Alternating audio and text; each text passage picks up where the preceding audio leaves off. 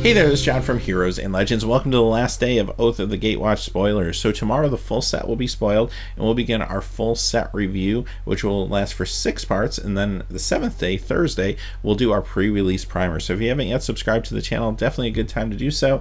We will hopefully get you ready for that pre-release coming up.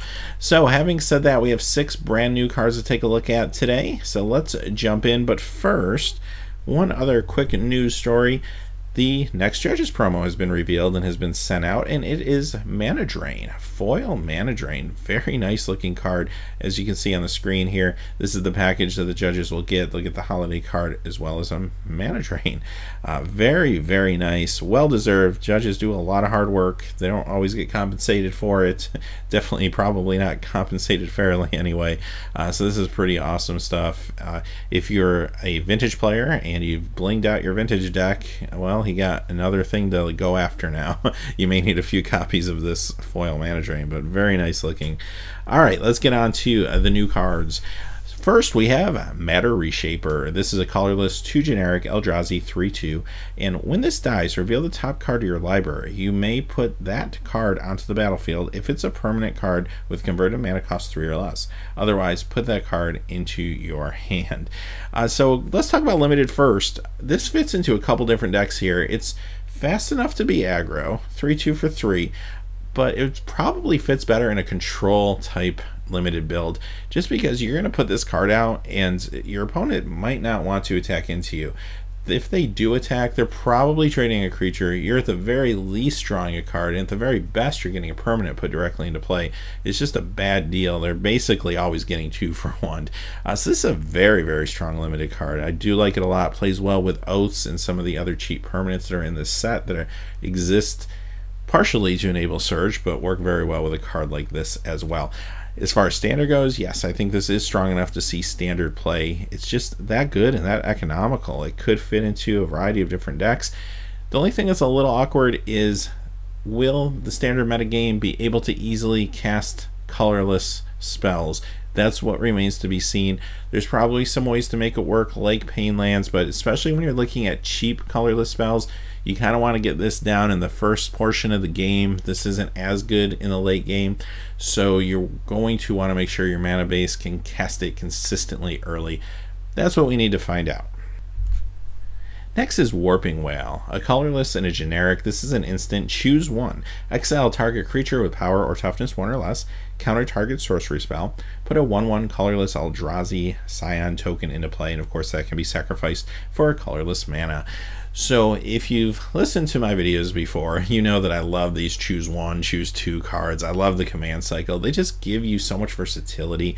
Now this one isn't uncommon. Obviously it's not going to be as powerful as a command, but this is still very good in a limited game. As long as I feel like I can consistently cast this with my mana base, considering it is a colorless spell, then I'm going to run this, and I'm going to be very happy to. It can get rid of a creature in some situations, it can counter a sorcery spell in others, and if those situations aren't coming up, then I simply can get myself a ramp creature or a blocker.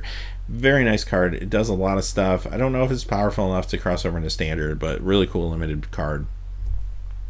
Next we have Reaver Drone, 1 black, 2/1, devoid Eldrazi Drone. At the beginning of your upkeep, you lose 1 life unless you control another colorless creature. So looking at this card in a vacuum, it's not super exciting, and it's hard for me to say because I come from a generation that loved playing Savannah Lions. It was one of the best cards you could play. And yeah, Savannah Lions aren't so great anymore. The creatures have evolved to become more powerful. Now, having said that, this is still fine and limited. It's not always going to make your limited build, but especially if you're going very aggro, this is pretty good. As far as standard goes, don't think it's going to quite get there. Now, when you look broader at the set, this card does become a little better because it's a 1-drop, which is going to help you power some surge spells out, which could be very good in certain limited decks. So don't forget about that. These cheap cards, these 1-2 casting cost cards, they do have a side effect that they could make some other cards in your deck more economical and more powerful. Next we have Expedite, 1 red, instant, target creature gains haste until end of turn, draw a card. So this is exactly what I'm talking about. In itself, giving a creature haste for 1 and drawing a card is okay, that's not bad. I might still play that in a lot of limited decks if I'm being aggressive. However, just the fact that this could power some Surge hijinks is pretty awesome.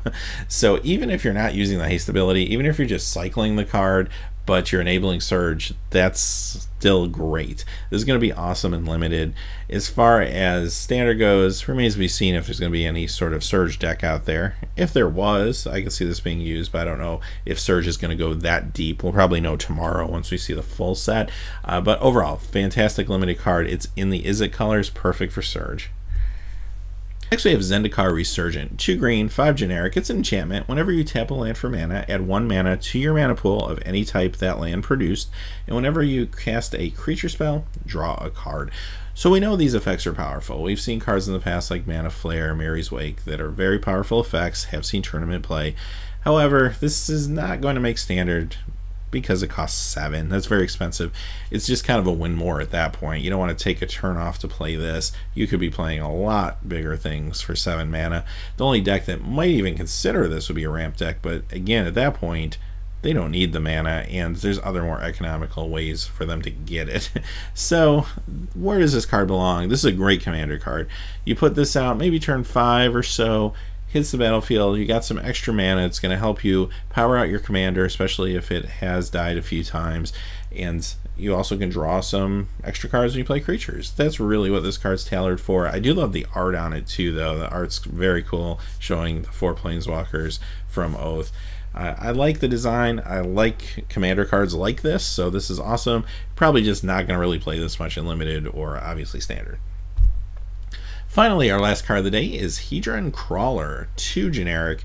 It's an 0/1 artifact creature construct, and you can tap it for colorless mana. So it kind of feels like a Soul Ring, but you're trading the second colorless mana for an 0/1 body. Not quite as broken as Soul Ring, I'm sure.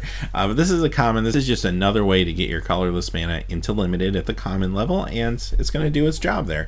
It's going to help enable you to play some of those really cool colorless spells and abilities. That's its purpose, and that's pretty much it. So having said that, those are the Oath of the Gatewatch spoilers. Like I said, we'll be back tomorrow with our full set review, part 1. Until then, thanks for watching. Please remember to like and subscribe, and have a great day. Hey, thanks as always for watching. This video, like all my videos, was made possible by the generous support of viewers like you on Patreon. Even a donation of $1 helps me to keep growing this community and creating better quality videos for all of you. Check out our Patreon page for exclusive giveaways and future goals for the channel. If you haven't had a chance yet to subscribe, hit that subscribe button so you don't miss any of the MTG news, spoilers, set reviews, product openings, or finance videos on Heroes and Legends. Talk to you again soon, and have a good day.